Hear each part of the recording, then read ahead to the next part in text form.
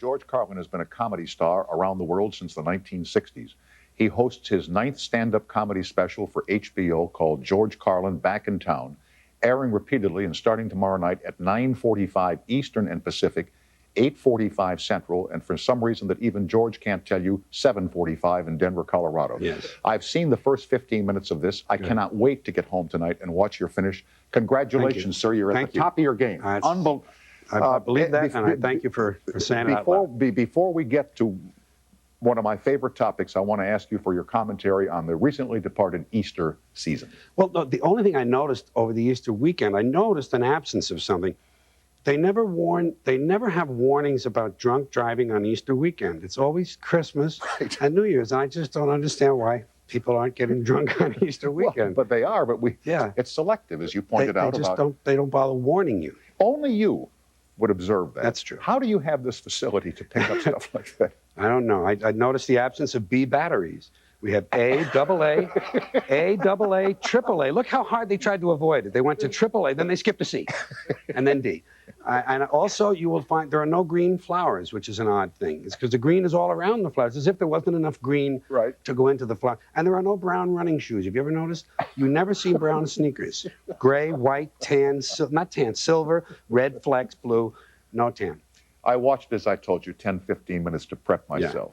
And I want you to go through here the concept of the Monday night crucifixions at halftime in Monday Night Football.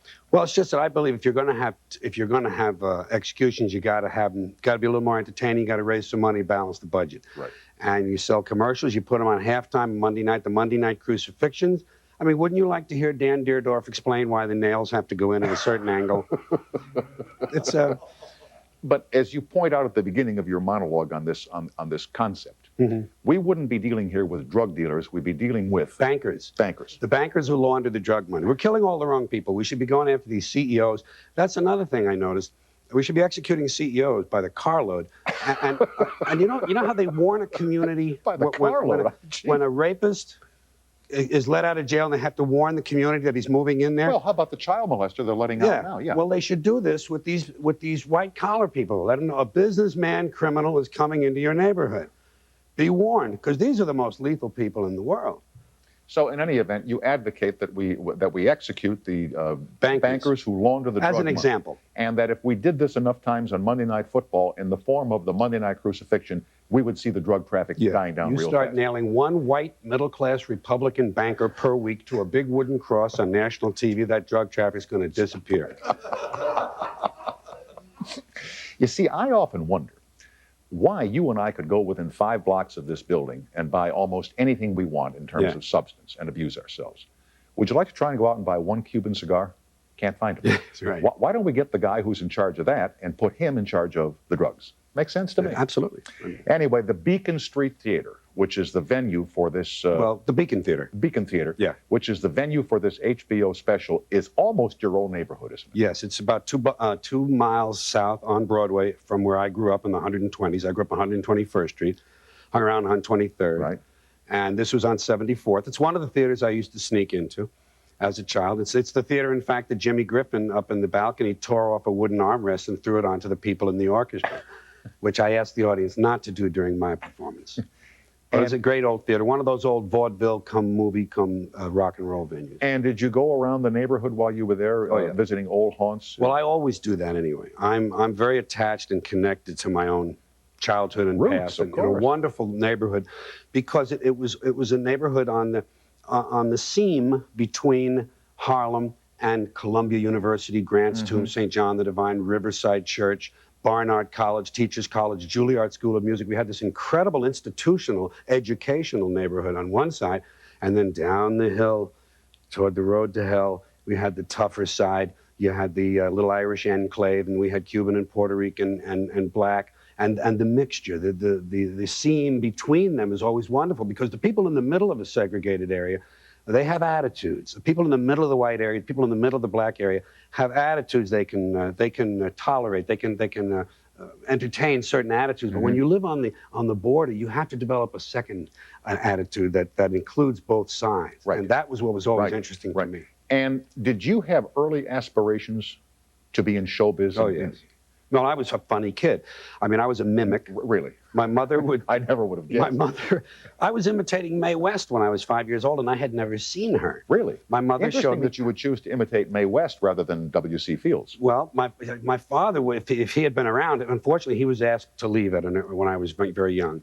He didn't metabolize ethanol very successfully. We discussed that the last time you were And he here. was asked, "There's your hat, Pat. We'll see you." Yeah. So he would have recommended W.C. Fields, but my mother taught me Mae West. You know, come up and see me sometime, There's however. that a pipe in your pocket. But I was also able to do Johnny the Philip Morris Midget, Call for Philip Morris, and the priest in our parish who had been gassed in the First World War and had a very peculiar cough, Father Ford. He was always clearing his throat. And these were the impressions that somehow I got by with this stuff until I was 10. But I was on the stoop all the time entertaining. I could imitate all the people in the neighborhood, the shop owners, the parents of other kids, the cops, you told us the the teachers. last time you were here, but did you sneak into the Beacon and other theaters to see the pictures? Yeah, we used to and sneak. the live shows, they used to have live show A little farther down Broadway, the Capitol Theater, the Strand, had live shows in the Paramount. And exit 26 was the way you got into the Strand. That was a big door on the side of the orchestra. And of course, when you open the door in the daytime, light comes in the movie theater, so everybody has to run in a different direction because the slogan was they can only catch one of us, which was usually true. And would you want autographs from the people that did the live shows? Were you an autograph collector? Yeah, I was an autograph kid. I would hang around the stage door. I knew the schedules. But I wound up with people like Durwood Kirby. I had the oddest autograph collection. I had Poopy Campo, Harvey Stone, and Durwood Kirby, and other guys were getting like Babe Ruth. And what did Kirby do? Because Durwood Kirby was the announcer for the Gary Moore Show on television. That's right. Everybody knows him from that. Well, he did some Broadway acting too following this was his CBS radio show at 52nd Street over at Madison Avenue, where he had the Durwood Kirby Show. Hey, big, you know. Didn't last a long time, but it was makes no difference. It got on the air. Got on the air. And were there autographs like that you didn't get where you tried and somebody? Danny Kaye. He was my idol. Do you want to hear a sad story? Yeah. He was my idol. I loved him. I went to the movies and I used to write letters to Sylvia Fine. I didn't know it was his wife, but she had her name on those songs. And I'd say, send me a copy of that. I can learn. I can do that. And I looked at him and I thought, I can do that. That verbal facility was so attractive, and then the accents he could do. And I just wanted to be like him. And he came to the Roxy or Radio City. I forget which of the two theaters. And I knew the schedule, and I waited for him at the side door. And like, were you a respectful kid? You didn't. Oh, yes. Yeah. Okay. No, and I was the only person waiting that day. It was a rainy day. I wasn't in the rain itself, but it was raining a few feet from where I was standing. It was cold. And I waited for him for about an hour. And he came in by taxi, came out of the cab, and just walked past me. He says, I don't sign autographs. I don't sign autographs? No. And then later he became famous for being nice to children on UNICEF. And I never trusted that. I told him, if he won't give me an autograph, I'm standing there alone. What's he going to India and putting kids on his lap for? Yeah. You know. Well, lap is one thing, autograph is another. Yeah.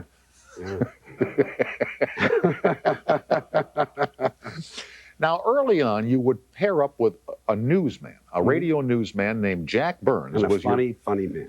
And why a radio newsman? Was he a funny newsman? Well, we met in Boston at a radio station. Right. He worked in the morning with another guy on the comedy team, Burns and Bennett.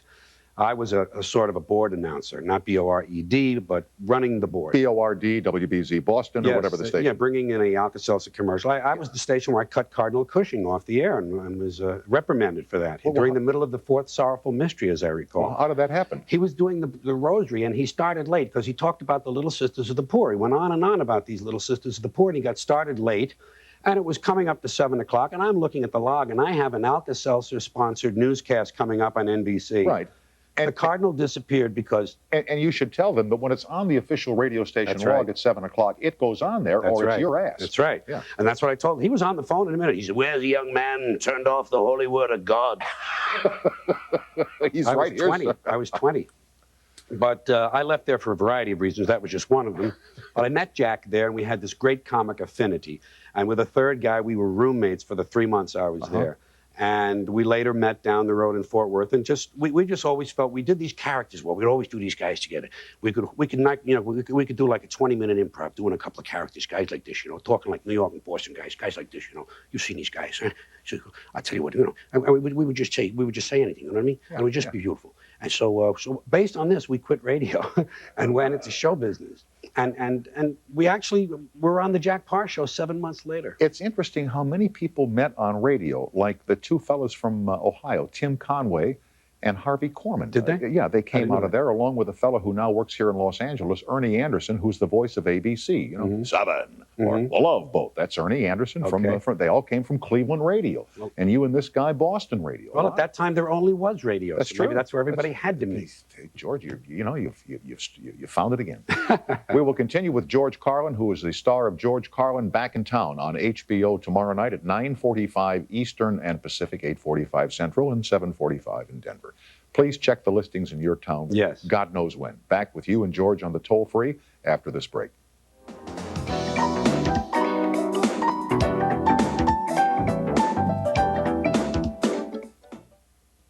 George Carlin here in the studio. Here is Sean on the toll-free in Pittsburgh. Hi, Sean. Welcome to CBS. Hey, Tom. How you doing? I'm fine. Happy Easter, Sean. Well, happy Easter to Thank you. you. Before I say anything else, I just got to say this for all the people in Pittsburgh. I guess they'll understand this.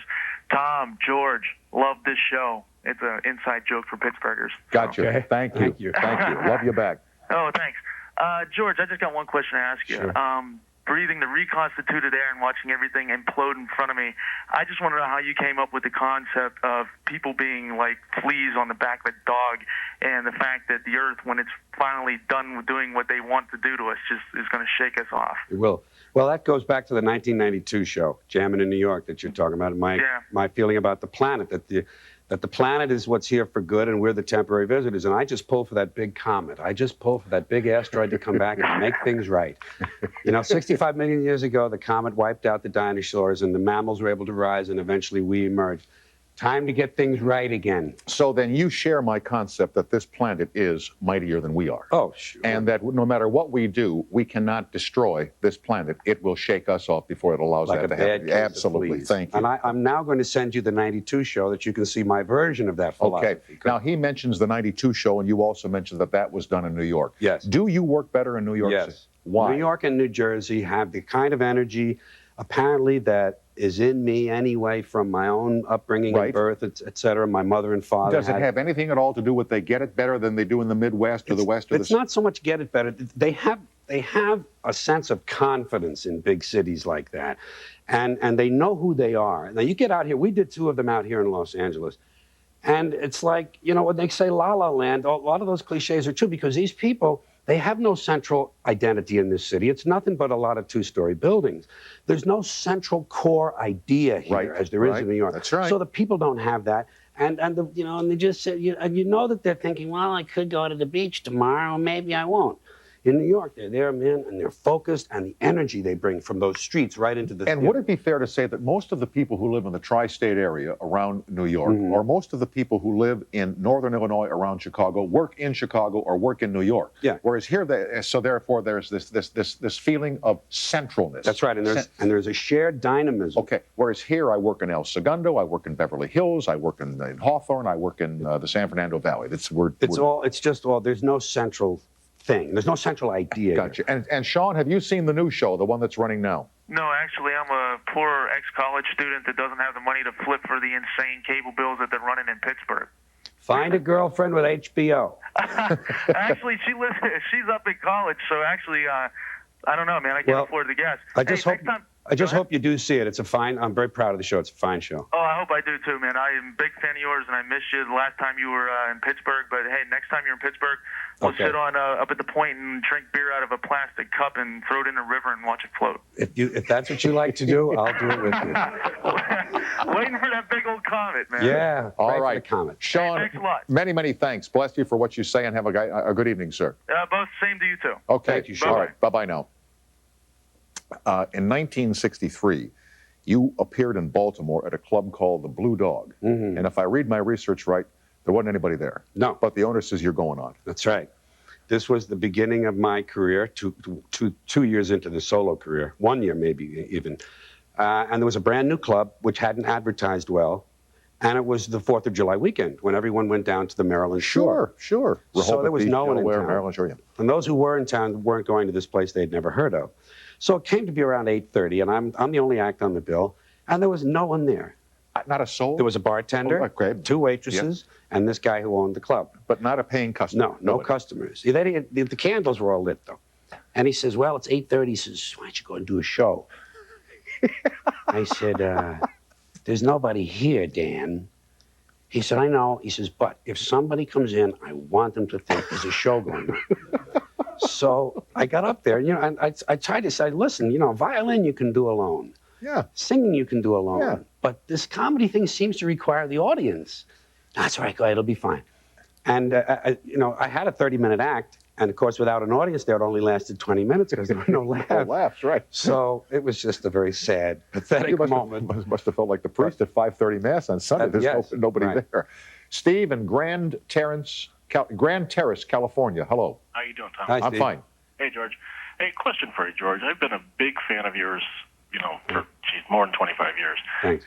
You used to use profanity almost to an art form, and comedians now use it more for shock value. You watch things on HBO like Def Comedy Jam, things like that, and it more offends you than it does make you laugh. What's your take on that? Well, I don't know I don't know that I have much to say about others, but I've always felt that profane street language, whatever it is, it's a part of the English language. It didn't come on a big train from hell. People made it up. It is a form of intensifier in language. It is like a seasoning in a stew. And I think properly used, it enhances character, it enhances emotion in the delivery. And I do think one of the reasons you see a lot of it is because this is a noisy culture and you have to raise your voice to be heard. And sometimes people do that rather than raise the level of ideas or imagery, they use the language itself. Can I introduce something else that pertains to Steve's question? There's also a way to say words. Mm-hmm. I mean, in life, we know people who can tell you in so many words to go screw yourself, and the way they say it, you know that it's not meant in an unfriendly way. It's meant in a friendly way, whereas other people, by their facial expression or their body language, can say something and you take offense at it no matter how innocent the meaning might be. They can offer you cookies and you can take it. Yeah. Yeah. When I was a child, I was told there's a lot of hypocrisy surrounding this language. That's what bothers me about it. When I was a child, I was told to admire policemen, servicemen, and sports heroes. Well, we all know how they talk. Yeah. And that was never mentioned. It was told, don't talk, don't say that's bad. It's just a terrible. I think it's an arbitrary. I once had a conversation with a woman who was especially offended by a certain word. I said, what if the word were chair? I mean, we select the words that are profane or obscene because of meanings that we attach to them. But if we selected words like desk or chair or car or what's going on? Is somebody trying to break in the building? Oh, well, let them in, please. Tell them we have money. I'm sorry, folks. I heard a noise that you probably didn't hear, and it rattled me. What is going on? Would you go and see who's back there, please? An ardent fan. Yeah, please. Keep the ardent fans at home watching their set. But in any event, language. Well, you can use words. See, you can talk about the thing itself. You can talk about a part of the body if you say certain words. If you say his member, yes, his penis, in certain contexts, you can say. You can prick your finger. I can prick my finger. Yes, you can. But I can't turn that phrase around. No, you can't. I can't you can, finger. You can, but we'll take it out. Yeah. I mean, the word. But so in some cases, it's only the word. In other cases, it's the image the word stands for. In other cases, it's not just that, it's the level of discourse. If it's considered gutter talk and it's being done by a low-class person, then he can't say that, but someone who has several degrees can say it in another way. True. It's just more of the hypocrisy that comes out of religious superstition. Steve, I'm glad you called. Thanks for joining our program. Hey, thanks a lot, Tom. My pleasure. Steve, thank you. And I apologize to you at home, but we did have a distraction here in the studio. Yes. Now, before we go to the commercial, may I ask the director to please take a photograph of the program clock as it appears beneath my camera. And I will ask the question as we take the picture of the program clock, who set it? Does it look wrong to anybody here? Or am I the only one who notices? Did Dave's show leave the air?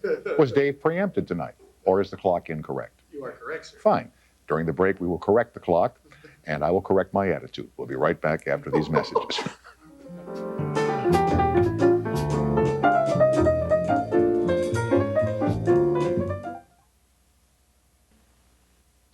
You were mentioning language. You had an incident at the Frontier Hotel, if my memory is correct, in Las Vegas, 1968, 1969, where you used the word ass on the stage. Right. You were suspended or fired? I was suspended for that word. I said a thing about, because anatomically I don't have much of a buttock. So when I was a kid, the black guys used to notice that, because Africans have a more pronounced buttock as a general rule. You're not saying that they're deformed in any way, that there's anything wrong with them. I'm saying I'm deformed. Right, I'm exactly. going out of my way to take the weight. Okay. But and black guys would say, "Hey man, where your ass at? George ain't got no ass," you know.